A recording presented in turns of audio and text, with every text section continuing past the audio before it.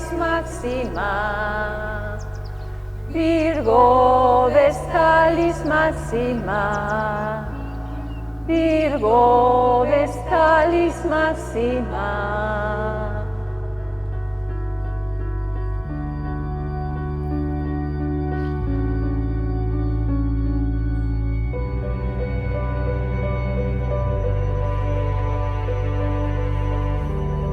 Este fuego sagrado que fue bajado del sol, que no toca tierra y nunca la tocó, permaneció encendido en el templo de Vesta para que así nos protegiera. Ahora nosotras, las vestales,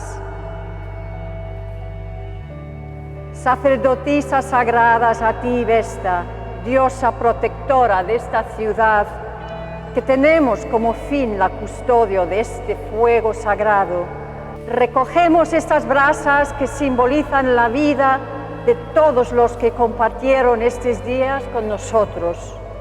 Ante ti, Vesta, nos comprometemos a preservar este fuego y mantenerlo vivo hasta que la ciudad vuelva a necesitarlo.